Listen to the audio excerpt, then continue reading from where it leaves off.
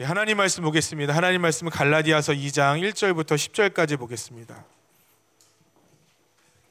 갈라디아서 2장 1절부터 10절까지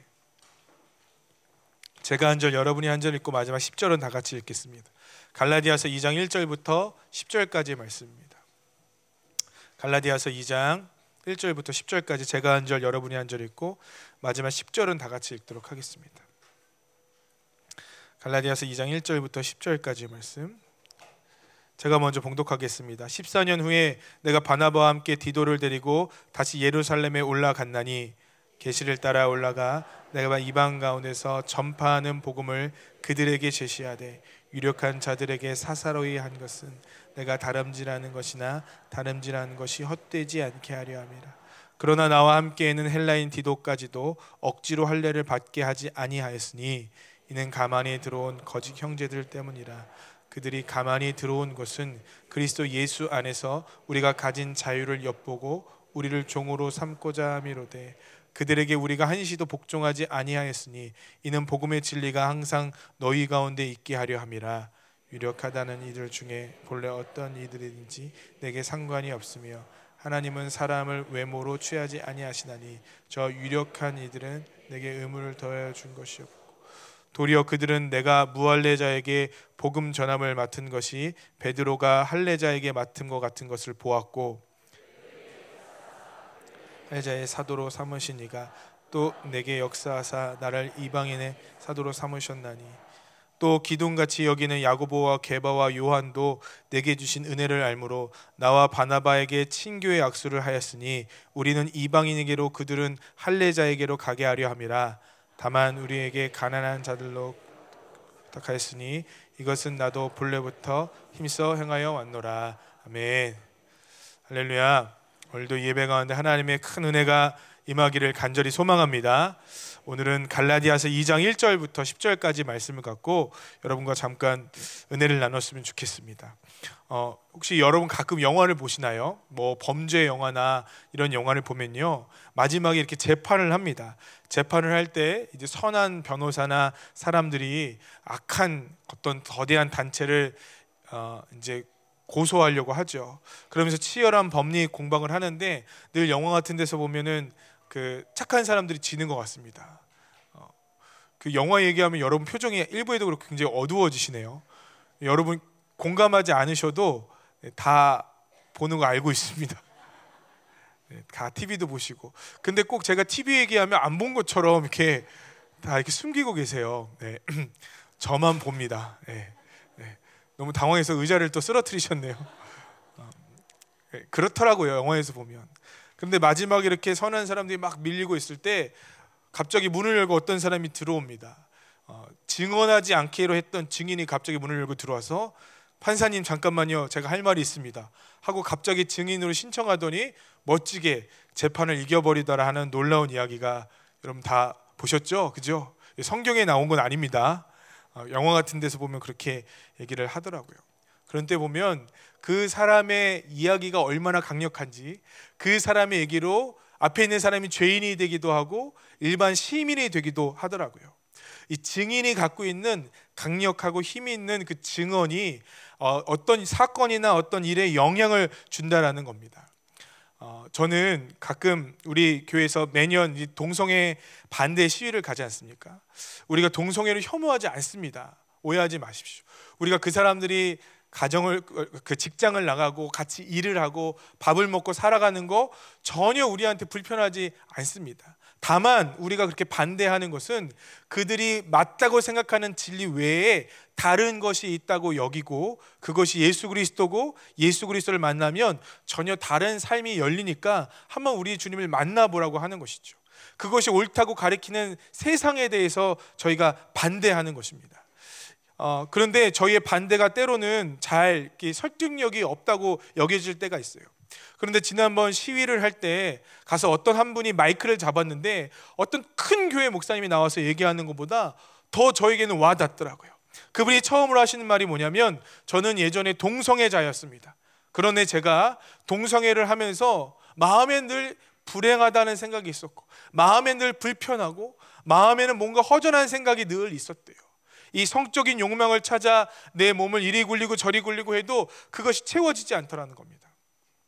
근데 그분이 어떤 계기로 인해서 이 동성애를 벗어나게 됐고, 지금은 두 아이의 아빠가 됐고, 평범한 가정을 꾸리는 가장이 되었고, 그리고 행복하게 살고 있다라는 얘기를 하더라고요.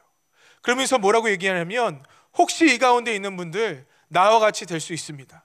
혹시 저기서 그 퀴어 축제를 즐기고 있는 분들 나와 같이 될 수 있습니다. 다른 길을 한번 걸어가 보지 않겠습니까? 라고 얘기하는데, 저는 그 이야기가 그분들에게 온전히 전달됐는지 안 됐는지 잘 모르겠어요. 그런데 제 귀가 솔깃해지는 것은 뭐냐면, 그분이 경험하고 깨닫고 실제적으로 느꼈던 그 이야기를 사람들한테 하니까 영향력이 있더라고요. 실제로 제가 이 탈동성애 사역을 하시는 분들이 동성애에 빠진 분들과 함께 이야기를 나누려고 몇 번 제안을 해도 사람들이 잘 만나주질 않는데요. 왜 그럴까 하는 생각이 듭니다. 왜냐하면 이 탈동성애자들에겐 힘이 있기 때문에 그래요. 나도 알아, 나도 해봤어, 너희가 경험한 것들 나도 다는 모르겠지만 조금 알아, 그런데 내가 만난 것을 너희들도 한번 경험해 볼래? 하는 이야기가 굉장히 힘이 있고 능력 있는 말이지 않을까 하는 생각을 하게 됩니다. 사람의 말이라는 것은요, 자기가 경험하고 보고 느낀 것을 전할 땐 힘이 있습니다.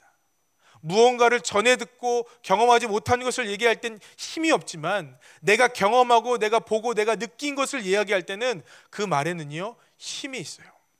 왜 초대교회 성도님들에게는 복음의 능력이 나타났을까요? 전 이유는 한 가지라고 생각합니다. 사도행전 2장 32절의 말씀이에요.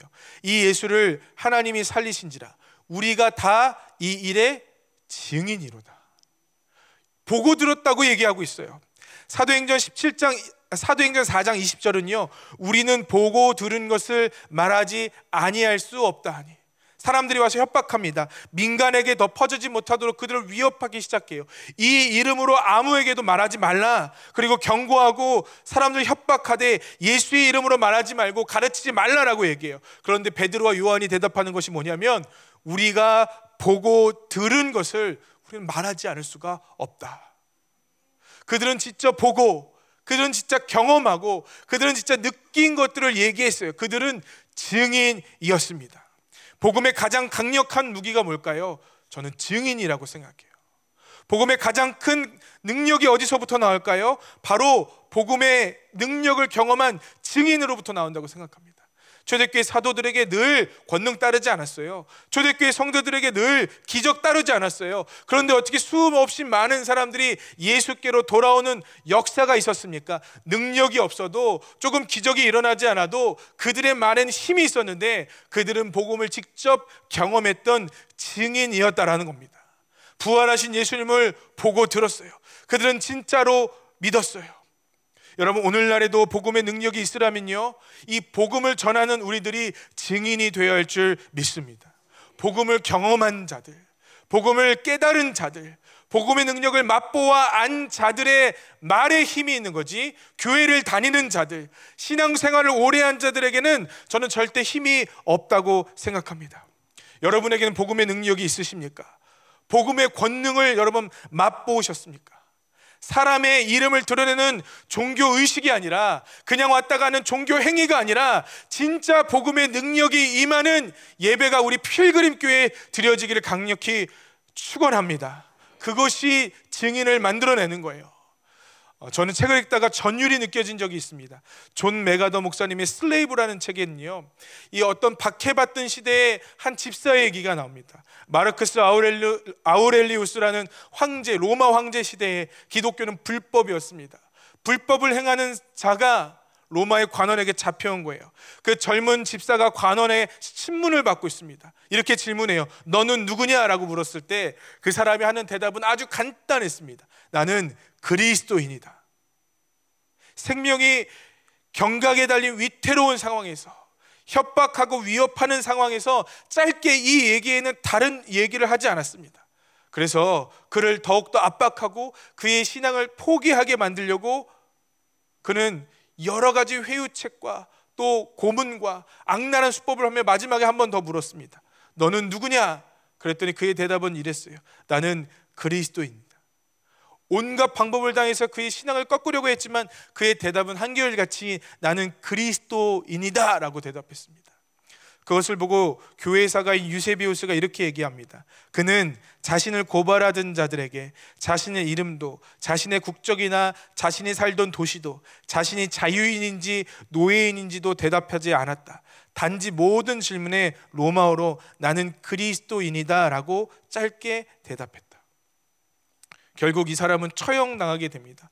원형 경기장에서 공개 처형을 당할 때 새빨갛게 달구어진 철 의자에 앉아서 결박당하고 온갖 고문을 당하며 마지막 숨을 거두는 그 순간에 그가 했던 고백이 뭔지 아십니까? 나는 그리스도인이다 라고 얘기했어요. 여러분, 저는요, 여러분이 핍박당하고 어려움 당할 때 예수를 포기하는 거 인간적으로 이해할 것 같아요.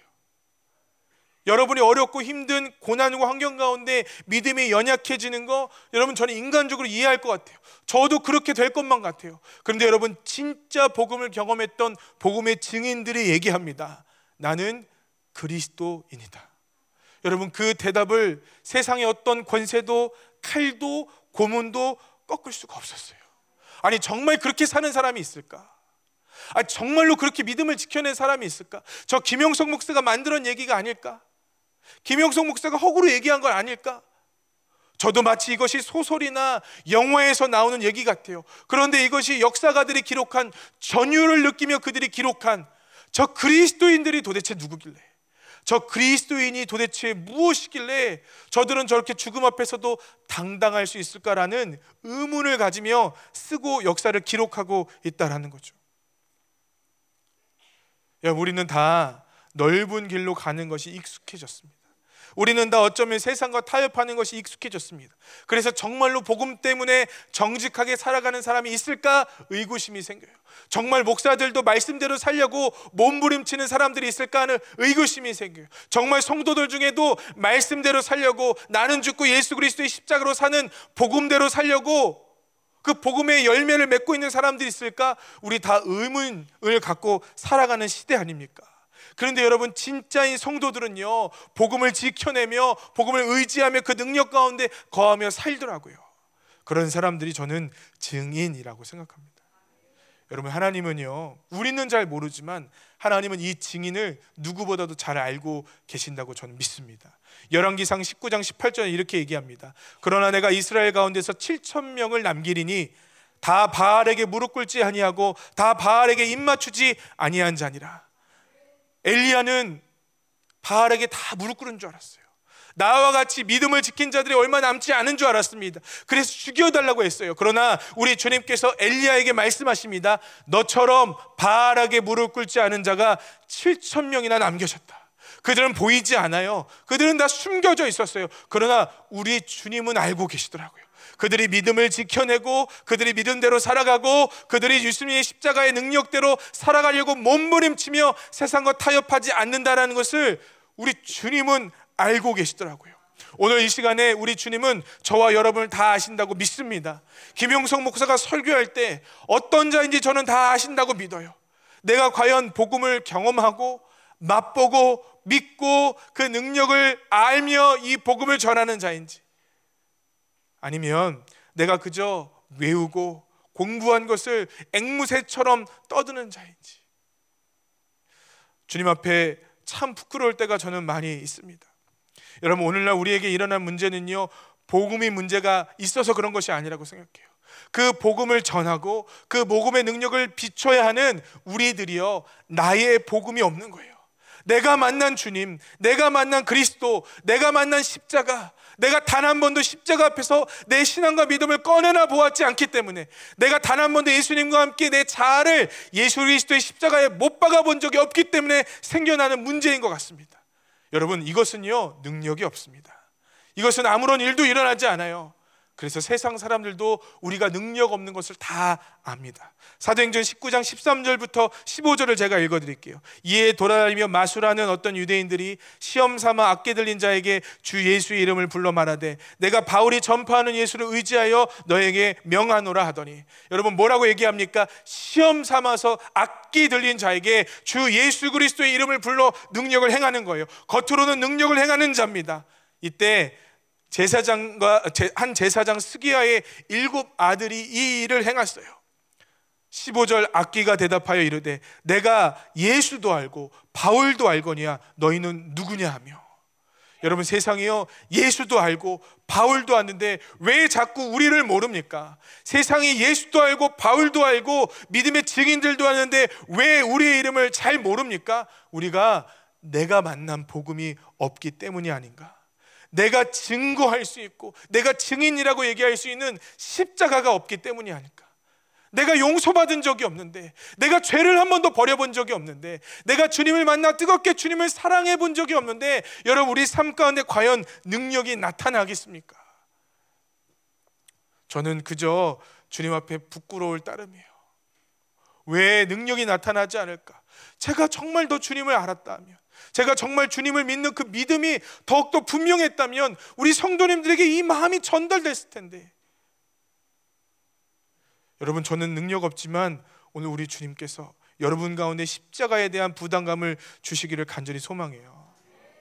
오늘 말씀을 보니까 거짓 형제들이 다른 복음을 갖고 들어왔어요. 갈라디아 교회에 들어왔습니다. 갈라디아 교회의 사도 바울이 복음의 능력에 대해서, 복음의 진정성에 대해서, 순수한 복음이 무엇인지에 대해서 끊임없이 증거하기 시작합니다. 그런데 갈라디아 사람들의 마음이 움직이기 시작했어요. 왜냐하면 거기에 몰래 들어온 거짓 형제들 때문에 그렇습니다. 그들은 예수를 믿는 것 그래 좋다, 예수께서 십자가에 달려 돌아가신 것 그래 맞다. 그러나 그것이 끝이 아니다. 할례도 받아야 된다. 그것이 끝이 아니다. 율법도 지켜야 된다. 그렇지 않으면 너희들은 정말로 구원받은 사람이 아니다라고 얘기해요. 공로 없이 주시는 은혜에 자꾸 무언가 공로를 덮어야, 더 얹어야 완전한 구원에 이른다고 거짓 복음을 이야기하고 있는 것입니다. 여러분, 이것이 우리에게는 별로 어려운 일이 아닌 것 같아요. 우린 다 이방인이기 때문에. 그런데 복음이 처음 전파될 때 갈라디아 교인들에게 이것이 너무 중요한 문제였어요. 어떻게 하면 내가 주님을 더 잘 따라갈까? 어떻게 하면 내가 진짜 순결한 믿음을 얻을 수 있을까? 그러니까 할례도 행해야 되고, 그러니까 율법도 지켜야 한다는 얘기가 점점 솔깃해지기 시작합니다. 사도 바울이 전심을 다하여 변증하고, 사도 바울이 편지를 쓰고 그곳에서 거짓 복음의 완악함에 대해서 막 얘기하고 하지만 흔들리는 사람들이 있는 거예요. 그때 사도 바울이 마치 재판을 뒤엎는 것처럼 증인으로 데리고 가는 사람이 있습니다. 우리 2장 3절을 한번 다 같이 읽어보죠. 2장 3절을 읽겠습니다. 시작.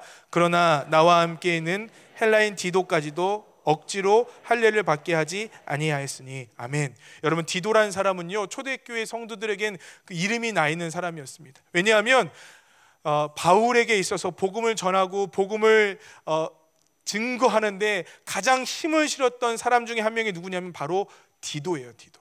여러분, 성경에 디도서 읽어보셨죠? 안 읽어보셨습니까? 되게 당황스럽네요.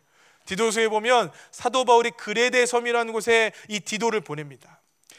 그레데 섬은 복음을 전하기가 어렵고 힘든 곳이었어요. 그런 척박한 곳이라 할지라도 사도 바울이 가서 복음을 전했으면 좋겠다 하면, 여러분, 디도는 남아서 거기서 복음을 전하고 증거하고 그리스도의 이름의 능력을 그 가운데 일으키고 있는 믿음의 용사였어요. 이 디도를요, 사도 바울이 부릅니다. 왜 불렀냐? 이 디도는요, 이 용사이고 복음을 잘 전하는 제자였지만 또한 헬라인이었거든요. 이방인이었다고요. 그래서 할례를 받지 않은 사람이었습니다. 그래서 갈라디아 교인들에게 얘기하는 거예요. 자, 봐라, 여기 주님을 사랑하는 디도가 왔다. 여기 생명을 다해 복음을 전하는 디도가 왔다. 이 디도는 그런데 할례 받지 않았다. 그러니까 너희들도 할례 받지 않아도 돼. 그러니까 갈라디아 성도들이요, 할례 때문에, 율법을 지키는 것 때문에 고민하지 말고 너희들이 받은 처음 복음 그대로를 지키고 행하고 믿으십시오라고 얘기하는 것입니다. 여러분, 저는 이것이 능력이 있었다고 생각해요. 왜 디도를 데리고 왔을까? 그가 증인이었기 때문이에요. 그가 증거였기 때문이에요. 구원의 감격도 있습니다. 열렬히 주님을 위해서 봉사하는 그리스도인입니다. 그런데 이방인이에요. 유대교의 습관대로 신앙생활하지 아니하고 주님께서 주신 복음의 자유함을 누리며 살아가는 디도를 갈라디아 교인들에게 등장시킴으로써 복음에는 엄청난 힘이 실렸을 거라는 거죠. 디도의 존재가 복음을 증거하는 증거물이 된 것입니다. 저는 말씀을 묵상하면서 그런 생각이 들어요. 오늘 우리 주님께서 찾으시는 디도는 누굴까?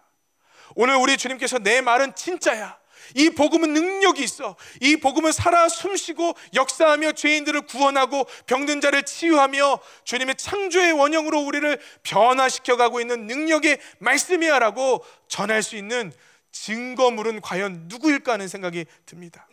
여러분들은 증인이십니까? 우리 주님께서 마음껏 보내실 수 있는 증거물이십니까?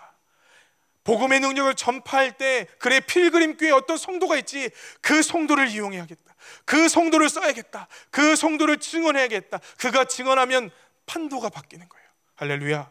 그가 증언하면 예수를 안 믿는 강팍한 영혼들의 마음이 부서져 버리는 거예요. 왜냐하면 그의 삶 가운데 만난 복음의 능력을 자랑함으로, 증거함으로 그 일이 일어난다면 얼마나 좋을까. 말씀을 묵상하면서 그 마음이 드는 거예요. 하나님, 우리가 다 이 복음의 증거자가 될 수 있도록 허락하여 주시옵소서. 말하는 자가 아니더라고요. 그냥 떠드는 자가 아니더라고요. 그의 삶 가장 깊숙한 곳에 복음의 능력 가운데 살아가며 주 복음의 능력의 열매가 맺혀져가는 그 디도들을 우리 주님께서 찾으시지 않을까 하는 생각을 하게 됩니다. 여러분, 정말 여러분을 보면 영원한 나라를 유업으로 얻었다고 사람들이 생각하십니까? 아니, 여러분 스스로가 습관적인 죄를 이기며 살아가시고 거듭나셨습니까? 여러분이 주 예수 그리스도의 십자가 앞에 정말로 내가 감당할 수 없는 은혜로 용서받았다고 느낀 적이 있으십니까? 나는 죽고 예수로 살아가는 그 복음이 나의 복음이라고 믿음으로 한번 고백해 본 적이 있으십니까? 나의 자아를 십자가에 못 박아 본 적이 있으십니까? 우리의 복음의 능력이 없는 이유는요, 복음이 문제가 아니라 이 나의 복음이 능력을 잃어버렸기 때문이라는 생각이 들어요. 여러분, 저는 우리 필그림교회 성도들이 우리가 보고 들은 것은 말하지 않을 수가 없습니다라는 초대교회 성도들의 고백을 회복할 수 있게 되기를 간절히 소망합니다. 우리가 경험한 예수, 우리가 경험한 복음, 그 복음의 감격, 누리고 있는 그 은혜들을 우리가 마음껏 전할 수 있도록 여러분, 주님의 십자가 앞으로 나아가실 수 있게 되기를 소망합니다. 여러분, 이것이 없다면 우린 가짜예요. 이것이 없다면 우리는 그냥 예수 안 믿는 사람입니다.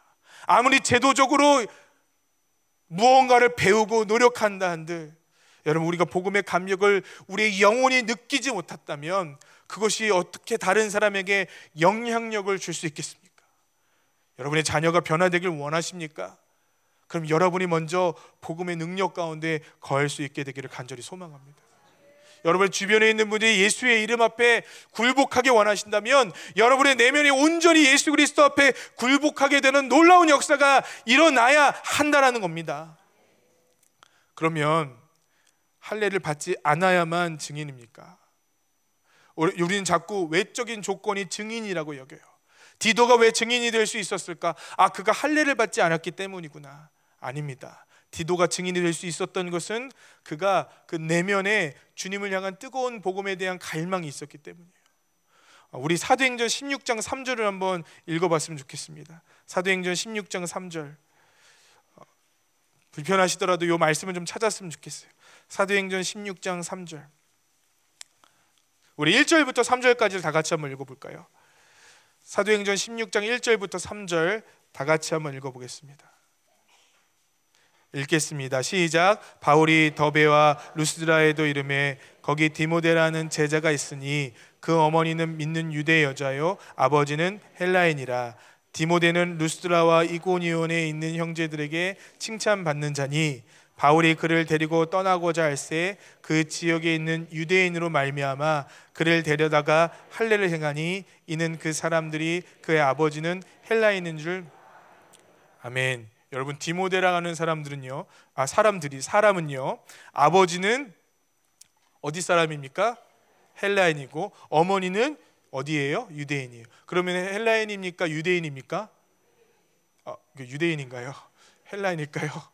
헬라 문화권에 속하여 살았던 사람일 거예요. 자, 이 디모데라는 사람을 제자로 삼아 이제 같이 복음을 전파하는 증인으로 삼으려고 합니다. 놀라운 장면이 나오죠.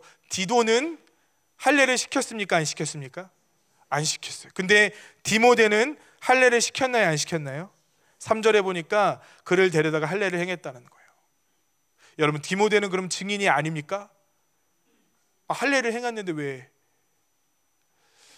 우리 기준은 자꾸 할례를 행했느냐 안 행했느냐를 보는데, 바울이 제자로 삼았던 조건을 가만히 보면요, 유대인들에게 복음을 전하기 위해서 디모데는 할례를 시켜요. 그래서 디도는 헬라인들에게 복음을 전하기 위하여 할례를 시키지 않습니다. 복음이 전파되고 복음의 능력이 드러나게 하기 위하여 다양한 계층의 다양한 종류의 사람들을 바울이 사용하고 있는 것을 보게 돼요. 저는 이것이 주님의 원리라고 생각합니다. 여러분, 우리는 자꾸요 외모와 겉의 조건을 봅니다. 어디 학교에서 공부했어? 얼마나 예수를 믿고 형통했어? 얼마나 예수를 믿고 자녀들이 좋은 대학에 갔어? 얼마나 예수를 믿고 갖고 있는 조건들과 환경들이 좋아졌어? 근데 여러분, 사도 바울은 다양한 사람들을 다 쓰는 것을 보게 돼요. 할례를 받은 자도 쓰고 할례를 받지 않는 자도 씁니다. 복음이 전파되기 위해서는 다양한 계층과 다양한 인종과 다양한 사람들을 다 사용하는 것을 보게 돼요. 그들 모두가 다 그리스도의 제자라는 것이죠. 디도는 할례를 안 받았지만 분명한 것은 예수님의 제자입니다. 왜냐하면 그의 마음에는 복음이 있기 때문입니다. 디모데는 할례를 받았지만 그도 예수님의 제자입니다. 왜냐하면 그의 마음에는 복음이 있기 때문입니다. 저는 이것이 주님이 우리를 사용하시는 원리라고 생각합니다. 어떤 사람들은 할례를 해야 되는 곳에 가야 하고, 어떤 사람은 할례를 하지 못하는 곳에, 받지 못하는 곳에 가야 합니다. 어떤 사람은 주님께서 모태신앙으로 이 땅에서 불러주셨어요. 어떤 사람에게는 세상에서 놀다 오게, 죄송합니다, 이게 놀다 오도록 하셨어요. 제가 모태신앙은 이게 부러워요. 좀 놀다 왔어야 되는데. 어떤 사람들은 또 부하게도 하십니다. 또 어떤 사람은 가난하게도 하십니다. 어떤 분의 자녀들은 정말로 형통한 자녀들이 있습니다. 어떤 자녀는 아프기도 하고 어려움 당하고 마음의 가시가 되는 자녀들이 있습니다. 주님은요, 그 모두를 다 제자로 부르셨다라는 저는 믿습니다. 그의 마음에 다양한, 그의 외적인 환경들이 다양하고 다르고, 서로 때로는 엮여질 수 없을 것 같지만 그들이 모두 제자일 수 있는 이유는요, 그들 안에 예수 그리스도의 복음이 있기 때문입니다.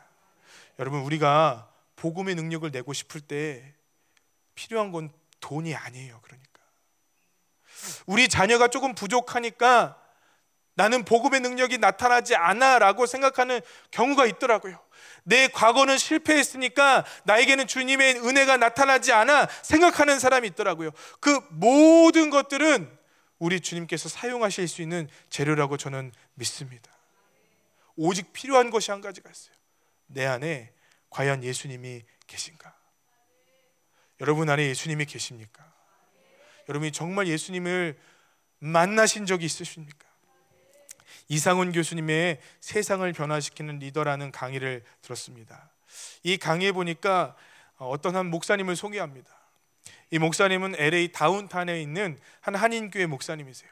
그 교회 예배를 드리러 갔더니 깜짝 놀랐습니다. 왜냐하면 예배를 드리는데 이쪽에는 휠체어를 탄 사람이, 저쪽에는 노숙인들이, 저쪽에는 마약 중독자들이, 저쪽에는 알코올 중독자들이 예배를 드리고 있더라는 거예요. 아, 여기는 노숙인들이 모여 예배를 드리는 곳이구나. 봤더니 그 사람들과 어울려져 어떤 사람이 예배를 드리고 있었냐면 저와 여러분처럼 건강하고 또 젊고, 할렐루야, 또 잘 웃으시고 평범한 그리스도인들이 함께 섞여 있더라는 거예요. 그게 너무 깜짝 놀랄 만한 일이라는 겁니다. 여러분, 제가 방주교에 있을 때 저희 교회에 노숙인이 한 명 등록을 했습니다. 막상 여러분 노숙인이 등록을 하니까 이게 감당이 안 되는 거예요. 노숙인이 등록을 해갖고 청년의 이제 셀 모임을 하는데, 셀 모임에 노숙인 청년이니까 들어갔어요. 여러분, 청년들과 함께 이 노숙인이 함께 너무 행복하게 잘 어울렸겠죠, 그죠? 근데요, 뭔가 문제가 있더라고요. 뭔가 잡음이 있더라고요. 그래서 우리 교회에서 가장 좋은 청년 리더에게 이 형제를 맡겼어요. 그래서 뭘 해도 함께 같이 해라. 크리스마스도 함께 해라. 뭐 먹으러 가도 함께 먹으러 가라. 근데 그것이 쉽지 않은 일이라는 걸 제가 알았어요. 여러분, 속회 모임에 제가 노숙인을 한 명 넣어본다고 생각해보세요. 속회 모임 막 너무 뜨거워지고 은혜스럽고 그렇겠죠, 여러분. 그렇게 어려워요, 이게. 그런데 이 교회 공동체는 그렇게 예배를 드리고 있더라는 거예요. 그때 이 목사님, 이 이상훈 교수님이 가셨을 때 어떤 한 60대 할아버지가 앞에 나와서 제자, 그러니까 리더 임명식을 하고 있더래요. 그러면서 간증을 하더랍니다. 저는 노숙인이었습니다. 마약에 쪄들었던 사람입니다. 그런데 이 공동체에서 나를 받아줘서 내가 그리스도인이 되었습니다. 이게 너무 도전이 되더라는 거예요. 그래서 이 목사님께 물어봤더니, 아니 어떻게 이런 사역을 하십니까? 아니 어떻게 이렇게 대단한 일을 하십니까? 근데 저에게 도전이 되는 얘기를 하시더라고요. 처음에 자기가 하나님께 비전을 받았어요. 너는 가난한 자나 못 배운 자나 부유한 자나 배운 자나 함께 예배를 드릴 수 있는 공동체를 만들어라. 할렐루야. 아멘이시죠? 진짜 목회자가 이 비전을 받았다고 생각해 보십시오. 그 다음부터요, 별의별 생각이 다 드는 거예요.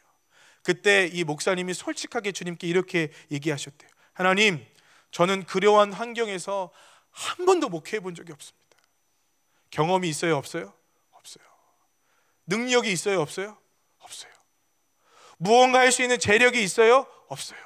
그저 자기와 함께하길 원하는 20명의 성도들과 매일마다 기도했을 뿐이래요. 그러면서 이상은 교수가 이 목회자들에 대해서 분석을 하는데 이런 얘기를 하더라고요. 어떻게 하면 이런 사역들이 이루어질까요? 말을 잘해서가 아니랍니다. 능력이 있어서가 아니랍니다. 제 마음을 와닿게 했던 얘기는 뭐냐면요, 그 가슴 속에 무엇이 들어있느냐가 가장 중요하다는 거예요. 그 가슴 속에 무엇이 들어있느냐에 따라서 그 사람의 열매가 달라지더라는 겁니다. 여러분, 각양각색의 모습들이 있어요. 어떤 분들은 가난하고, 어떤 분들은 부유하고, 어떤 분들은 고난에 있고, 어떤 분들은 형통한 상황 가운데 있어요. 그러나 그것은 중요하지 않다라는 거예요. 오직 중요한 거 한 가지는 뭐냐면 그 10년 가운데 복음이 있느냐 없느냐. 여러분, 우리가 다 부하면 뭐 하겠습니까? 여러분, 우리 자녀가 다 좋은 대학 가면 우리 너무 행복하고 필그림교회 하나님 살아계신 거라고 얘기하겠습니까? 우리 주님께서 부유하다고 스스로 여겼던 교회를 책망하십니다. 너희 눈을 씻고 너희들이 벌거벗은 것을 보라. 여러분, 겉에 보기에 화려하고 잘되고 형통한 것은 복음의 관점에서 봤을 땐 별 의미가 없다라는 거예요. 진짜 중요한 게 있습니다. 그 내면 안에 과연 예수 그리스도의 십자가 복음이 우뚝 서 있는가? 여러분, 우리에게 중요한 것이 있어요. 저에게 중요한 것이 있습니다. 그것은 우리 성도님들이 과연 우리 주님의 십자가 앞에 서서 그 은혜와 그 은총으로 살아가는가? 그것이 저에게는 제일 중요한 문제예요. 여러분, 내가 만나지 못한 복음은요, 다른 사람에게도 영향력을 줄 수 없습니다. 이 문제가 해결돼야 복음의 능력이 나타날 것 같아요. 아니에요. 여러분, 지금 그 순간에도 우리 주님께서는 여러분들을 쓰기를 원하신다는 것입니다.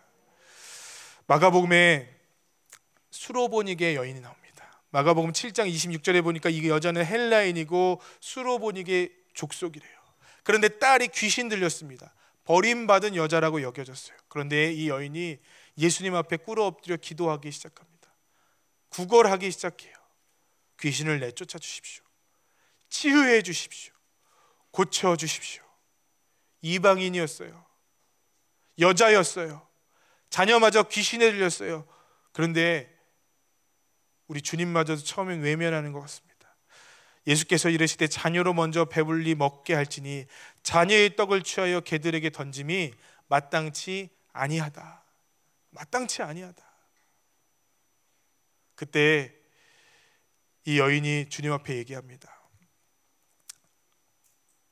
여자가 대답하여 이르되 주여 올소이다마는 상 아래 개들도 아이들이 먹던 부스러기를 먹나이다. 나에게 그 은혜를 주시옵소서. 나에게 그 은혜를 주시옵소서. 여러분, 이 여인이요, 놀라운 것은 우리 예수님의 은혜를 경험합니다. 겨우 부스러기의 은혜를 구했으나 엄청난 기적과 능력의 주인공이 됩니다. 근데 거기서 끝나지 않아요.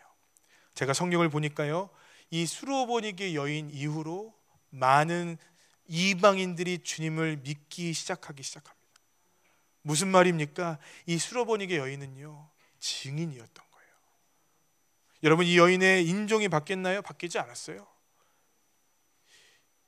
이 여인이 갑자기 유대인이 됐나요? 그렇지 않아요, 여러분.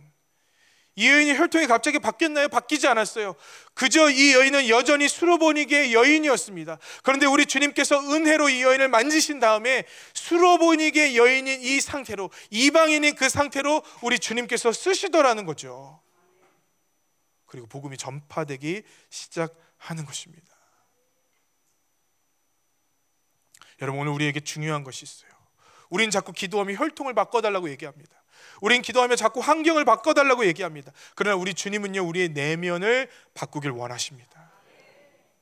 우리 주님의 복음으로 가득 차기를 우리 주님께서 원하십니다. 그게 우리 주님의 복음의 능력이 이루어지는 방식인 거예요. 말씀을 준비하면서 한 분이 생각이 났어요. 제가 알기로는 저희가 섬기고 있는 마가의 다락방 기도원에서 거의 유일하게 간증을 세우셨어요.